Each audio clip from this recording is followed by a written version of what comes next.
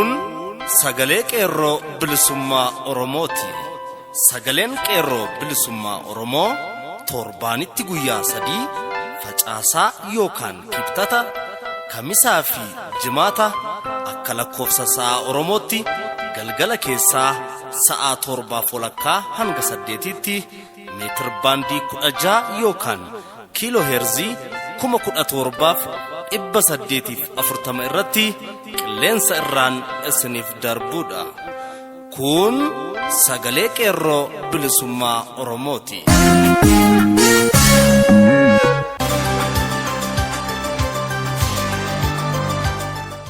Onkoloolessa 13 bara 2016 harka fuune akkam jirtu kabajamoof jaallatamoo dhaggeeffattoota sagalee qeerroo bilisummaa Oromoo. Kun qophii sagalee qeerroo bilisummaa Oromoo kallattiin Oromiyaarraa isiniif darbudha. Akkuma barame duraan dursa oduu isin dhageessisna. Itti aansuun haala yeroo ammaa kana irratti ibsa qeerroo bilisummaa Oromoo baase isin keessummeessaa kan isiniif dhiyeessu an Irbuu Sabaati. Walleen warraaqsaas qaama sagantaa keenyaati. Hanga xumura sagantaa keenyaatti waliin turaan affeerraa kooti. Amma hanga foto oduun isin dhageessisa.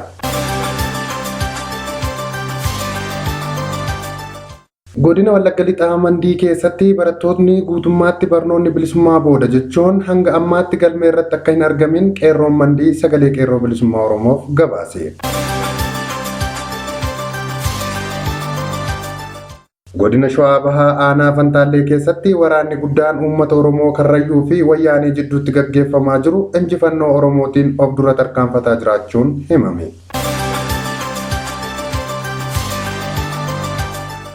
Mooraa Yuunivarsiitii Jimmaa keessatti humni agaazii mooraa cabsee seenuun barattoota dabtaraa fi qalama qofaa of harkaa qaban irratti darara hamaa irraan gahaa jiraachuun saaxilame. Bifuma wal fakkaatuun waldaa warra Wangeelaa Maqaan Yesuus Beetel kan magaala Jimmaa dungoo yaadannoo gootota Bishooftuu irratti wareegamaniif taasise. Babal'ina odoof Jaallejitu Gadaa qabatteetti. Godina Wallagga Lixaa Mandii keessatti barattoonni guutummaatti barnoonni bilisummaa booda jechuun haga ammaatti galmee irratti akka hin argamin qeerroo Mandii sagalee qeerroo bilisummaa Oromoof gabaase. Qeerroon Mandii akka jedhetti fincila Oromiyaa keessaa gara tarkaanfii ittisaatti ce'uu fi dhumaatii ilmaan Oromoo hambisuuf jecha qeerroo fi qarreen Mandii barnoota raawwannee hin deemnu jedhan.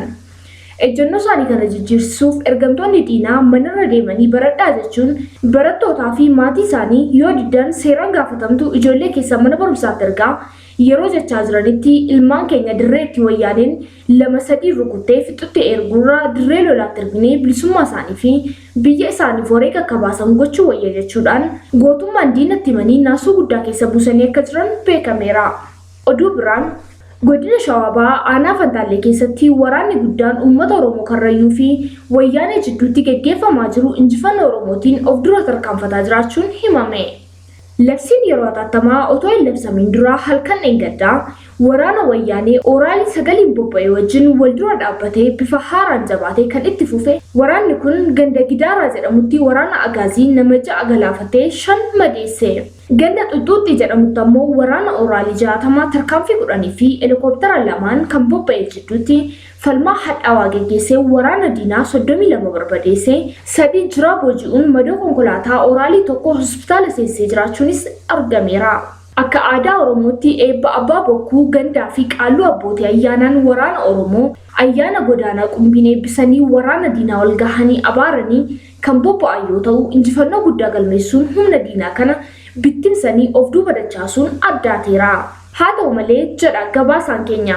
Waraana Oromoo gaarreen Fantaallee tirkatee diina teessuma lafaa hin beekne ofitti butuu dhabee ofirraa qolate kanaan kasaaraa irra ga'eetti rifaatu guddaan kan akka wallaalte Wayyaanonni taankiin callisanii tuma gaara Fantaalleetti dhukaasuun abiddatti qabsiisanii gaarri Fantaallee tajaajila citaa nyaata loonii kennuun beekamu gubatee dhabama ta'ee jira jedha. Qonnaan bulaa qofa osoo hin taane humna cimaatu akka namni godhe as keessa jira jechuun dhukaasni isaan taankiin roobsan haga Arsii Bahaa Nuuraa Heeraatti lafa sochoosuun gabaafameera. Waraana uummataa fi wayyaanotaan gaggeeffamaa oole kanaan haadhaa fi ijoolleen bittinfamtee kan wal dhabde yommuu ta'u gaalli, re'oonni, loonii fi jabboonni hedduun nama galchuu dhabanii ala bulanii loon hedduun bineensaan akka nyaatamanii fi nyaatamaa jiranis gabaafameera. haadhaa fi abbaan wajjin kan gargar baate daa'imni waggaa 8 Faaxee Roobaa Wadaa jedhamtu waraana kanatti mallattoo diddaa harka qaxxaamursiistee agarsiisteen waraanni Tigree aaree tokko itti dhukaasee madaa'uun ishee ibsameera. Walumaa galatti waraanichi ammas kan itti fufee jiru yoo ta'u wareegama Oromoo muraasaan injifannoo gurguddaan galmaa'uun oolmaan mirkanaa'eera. Haaluma kanaan namoonni lama Hul Umar Likoo fi Jiloo Faantaalee Bakaaloo jedhaman waraana uummata Oromoorraa kan wareegaman ta'uunis beekameera. Akkasumas Hasan Abboomsaa Dheeraa dargaggoon jedhamu wayyaanota 3 battalumatti ajjeesee tokko madeessee ufis madaa'ee booji'amuun seenaa galmeessiseera. Kana malees Yaamii Majoor Arroolee, Abdallaa Roobaa Boruu, Wahabubbaa Saqalaa fi Sa'idoo Daadhii Bulaa namoota Oromoo madaa'anii amma gaaratti argaman ta'uun illee gabaafameera. Oduu biraan mooraa yuunivarsiitii Jimmaa keessatti humni agaazii mooraa cabsee seenuun barattoota dabtaraa fi qalama qofa of harkaa qaban irratti darara hamaa irraan gahaa jiraachuun saaxilame. Sababa fincila xumura gabrummaa mooraa yuunivarsiitii keessaa qabsiifameef wayyaaniif ergamtoota ishee roqomsiisaa jiru wal qabatee humni hidhannoo guutuun socho'u kan maqaan isaa agaazii jedhamuun beekamu mooraa cabsee seenuun dhukaasa jajjabaa barattoota irratti dhukaasaa bulee jiraachuu gabaasaan keenya bakkichaa Sagalee Qeerroo Bilisummaa Oromoof hime. Dararaa jajjabaa barattoota kanarraan ga'een haga ammaa barataa caccabee ciisaa jiru haga kana jechuun ni ulfaata. Hedduu baay'atu jedha gabaasaan keenya. Akkasuma mana hiraarsaatti illee barattoota danuu badii tokko malee qabuun darara ilma namaaf hin mallee irraan gahaa jiraachuun humna tika wayyaanii fi loltoota ishee ifoomseera gabaasaan keenya. Haa ta'u malee kutannoof murannoon qeerroo moorichaa akka reebichaa fi hidhaa sodaaf kaayyoosaa duuba hin deebine gadi jabeessee diina isaatti dhukaasu dura dhaabbachuun himeefii jiras jedha. Dhumarratti Waldaan warra Wangeelaa Makaana Yesuus Beetel kan magaalaa Jimmaa dungoo yaadannoo uummata lubbuun darbee taasise. Akkasuma kadhannaa kan nu miidhu nurraa kaasee jedhuun irra deddeebi'anii waaqa isaanii uummata Oromoo dhiiga isaanii bakkeetti lola'aa jiruuf kadhatanii jiru jedha qeerroo keessa waldaalee amantaa keessaa Sagalee Qeerroo Bilisummaa Oromoof akka himetti. Darara uummata irra gahaa jiru kun haga uummata keenya irraa kaafamutti soomaan kadhannaan akka yeroo yerootti itti fufu dabalatee utuu lammiin oggayyuu gadda taa'uu faarfannaa galataaf dhiichisa qabuun sagantaa kan gaggeeffamne walii dabarsanii akka jiranis gabaasaan keenya nuuf himeera. Sagantaan akkanaas akka bakka hundatti itti fufuu wangeelli garbummaatti jiraachuu otoo hin taane bilisummaa keenyaaf nu laatame jechuun dhaamsa waldoota biraaf dabarsanii jiraachuunis irra gahameera.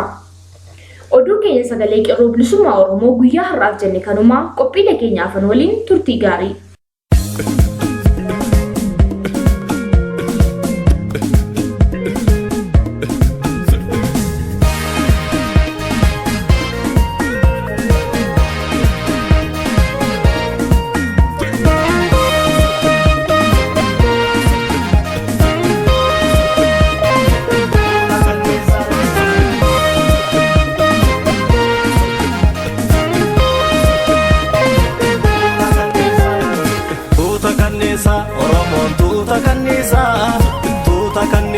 Oromoon tuuta kanniisaa haa wal kaasa wal jajjabeessa kan alaa jirtanii qeerroon biyya keessaa.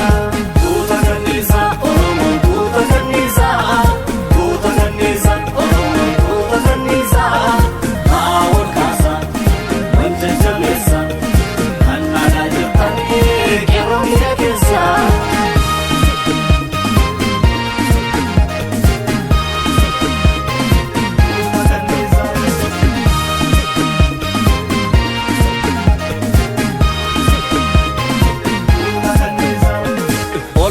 Lafaan abaddu hundilmaanayyaa tokkummaa qabsoo finiinsi maal olmaan biyyaa iyyaa labsi iyya bilisummaa ormi nuuf hin dhufu qeerroo koo nutu waliif dhimmaa. Tuuta kanniisaa Oromoon tuuta kanniisaa tuuta kanniisaa Oromoon tuuta kanniisaa haa wal kaasa wal jajjabeessa kan alaa jirtanii qeerroo biyya keessaa.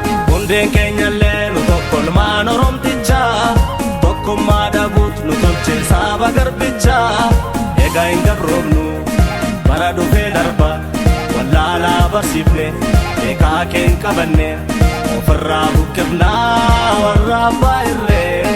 Tuuta kanniisaa Oromoon tuuta kanniisaa tuuta kanniisaa Oromoon tuuta kanniisaa haa wal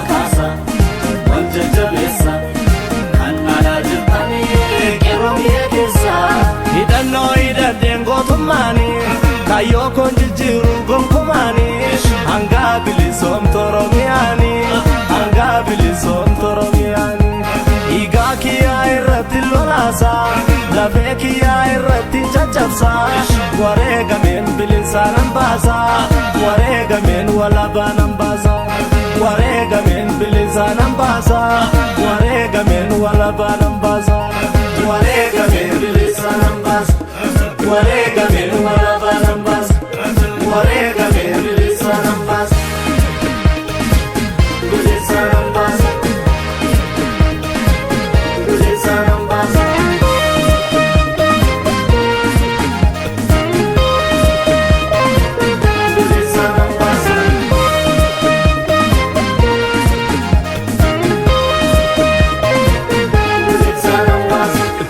kanisa Oromoon tuuta kanisa tuuta kanisa Oromoon tuuta kanisa haa wal kaasa wal jajjabeessa kan alaa jirtanii qeerroon biyya keessa tuuta kanisa Oromoon tuuta kanisa tuuta kanisa Oromoon tuuta kanisa haa wal kaasa wal jajjabeessa kan alaa jirtanii qeerroon biyya keessa Nugaa Oromoo dhabneerra goota hedduusaa gaachanni Oromoos eegalee falma kaleessaa bakkalchi bariin tokkichi kan kee baasuutti jira gumaa barataa kee tuuta kanniisa Oromoon tuuta kanniisa tuuta kanniisa Oromoon tuuta kanniisa haa wal kaasa wal jajjabeessa kan alaa jirtanii qeerroo biyya keessa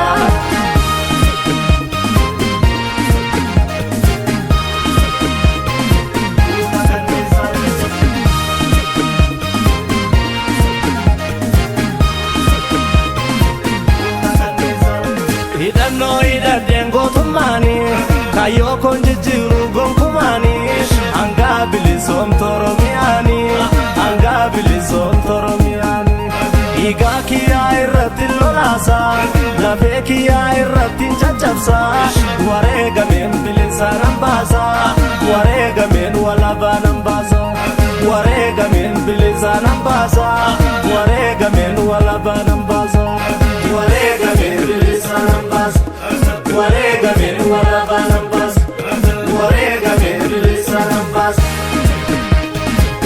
bilisa nan baasa bilisa nan baasa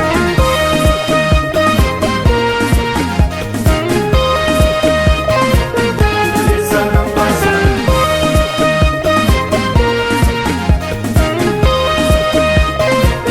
bilisa nan baasa ofiinuu duuti maaf ofuuti labsii yeroo hatattamaa TPLF'n labsite ilaalchisee ibsa hoggana jiddu galeessa qeerroo bilisummaa Oromoorraa kenname.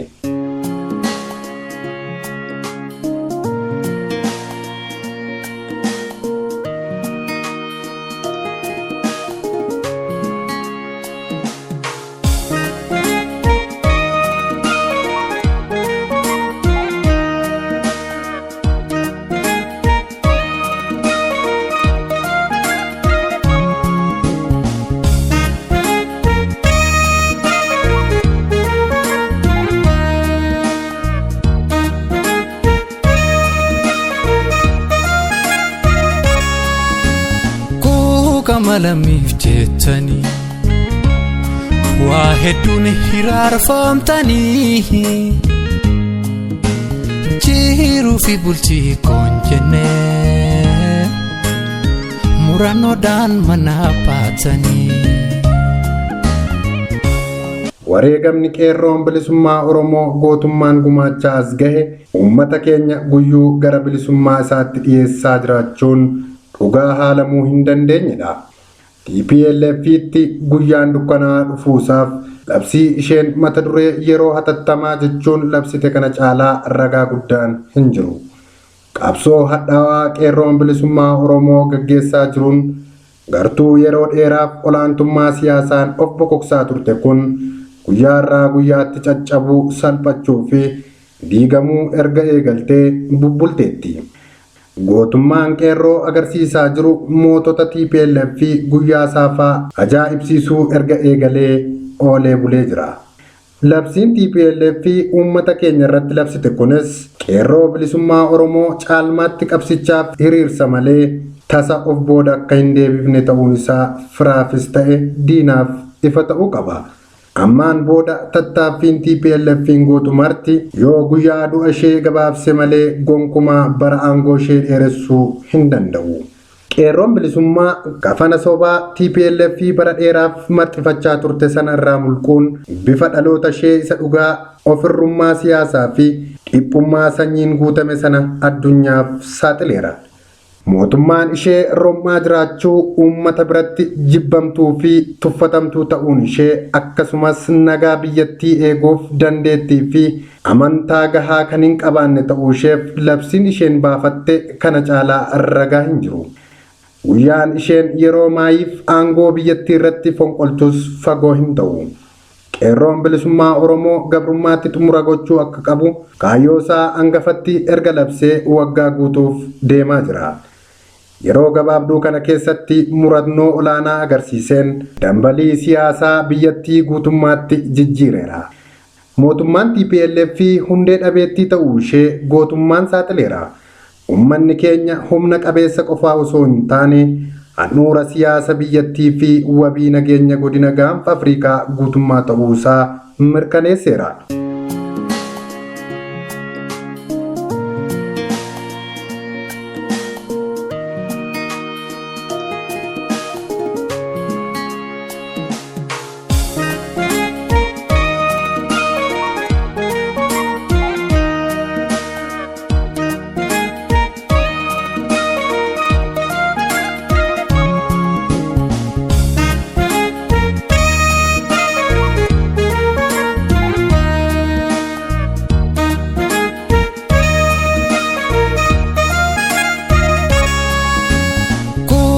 Malamiif jettanii waa hedduun hiraarfamtanii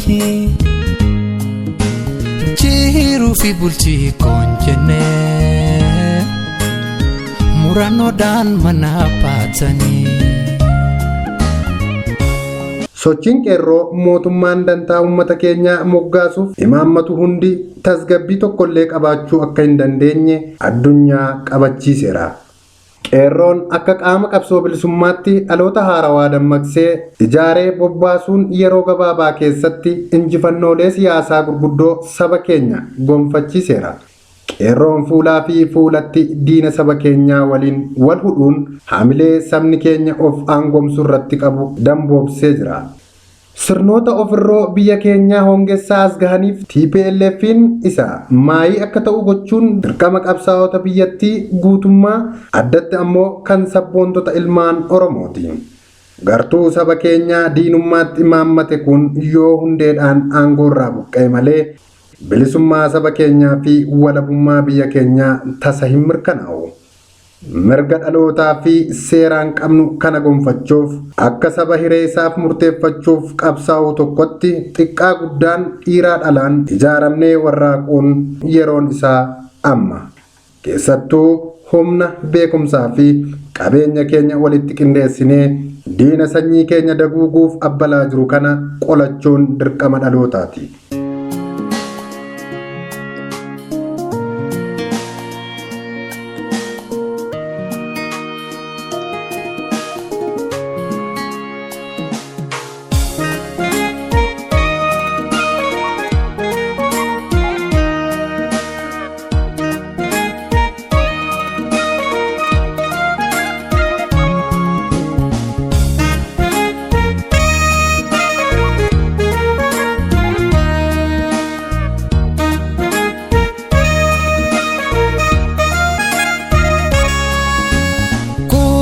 Malamiif jettanii waa hedduun hiraarfamtanii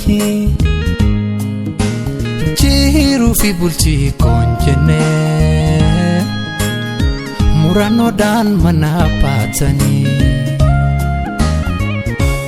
Uummanni keenya keessaa fi alatti sochii isaa qindeeffatee gartuu aangoo mootummaatti hidhatte saamicha daangaa hin qabne sabaa fi biyya keenya irratti raawwachaa jirtu buqqisuuf waan isaaf danda'ame maraan qabsoo isaa utubuun waajiba.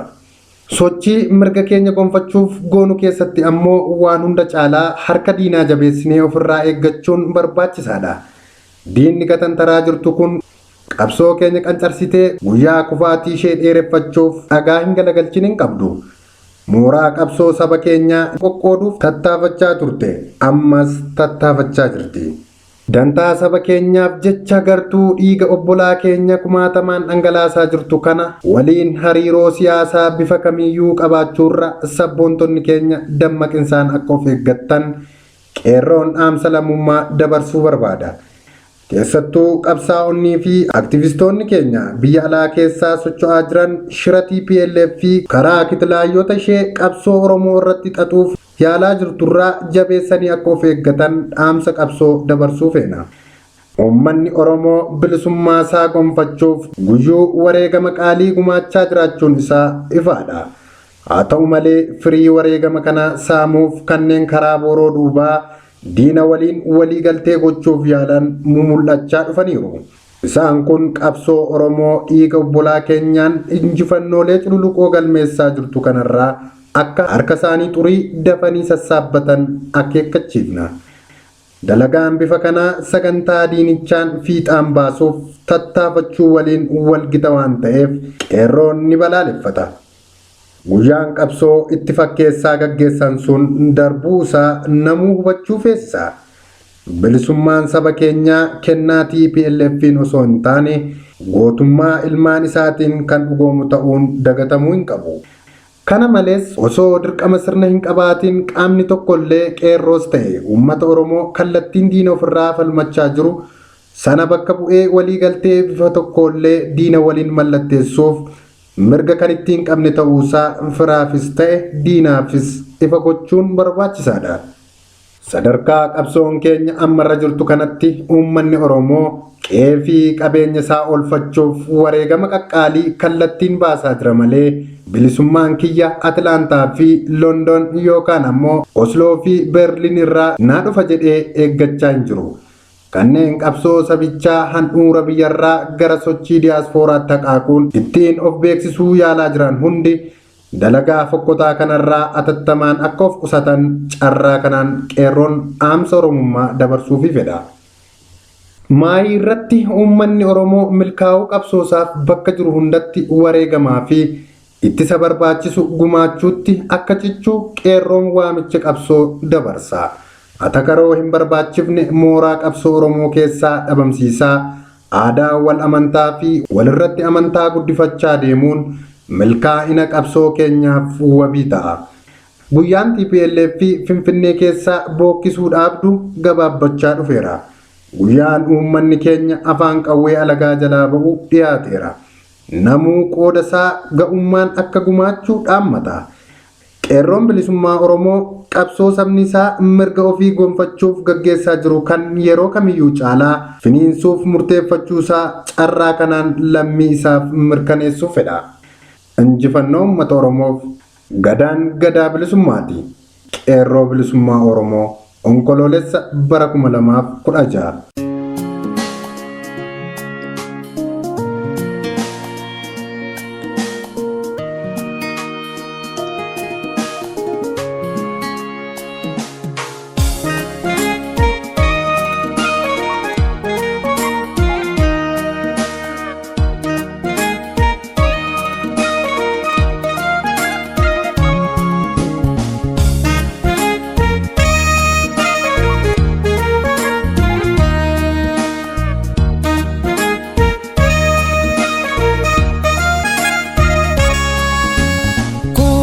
Malamiif jettanii waa hedduun hiraarfamtanii jiruu fi bultii koon jennee murannoodhaan mana baatanii biyya koo falmee injifadhe saba koos ifaa baafadhe. Jechuuni qabsaa'uuf yaatanii du'aa malee duutanii. Jireenyi biyyoormaa hamaa fedha isaan eenyutu eeyyamaa. Kuufusoo garaas guuttatee miyoom yaadaan jiisee boqotee. Jireenya sobaan sarbamne jiraachuun wayyuu jettanii. Deemsan deebine deemtanii yaadaan dhugaa sodee bootanii.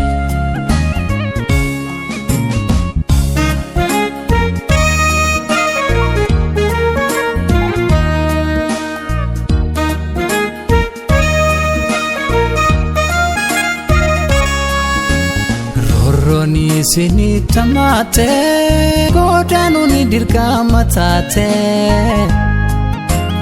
Maal maqtaan mee maal balleessaa kan taatanii soraa bineensaa. Isin duutan kaayyoon keessaa niin duunee jira galmeensaa. Sabaaf jechas aarsaa taataan yoomuun dagatamu nu keessa. Du'a keessanis gaddine waan goonu sidhamne of dhiphifne. Biyyeen isinii taasalphatu jannata isinii falaatu.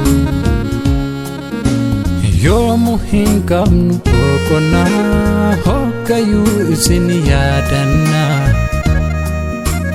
Uuma harka jira martinuu murtii haqa inna kennu.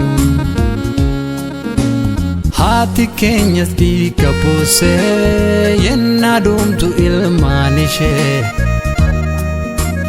Abbaan keenyas hin boqonne dhukkubsatte maadaa'onne.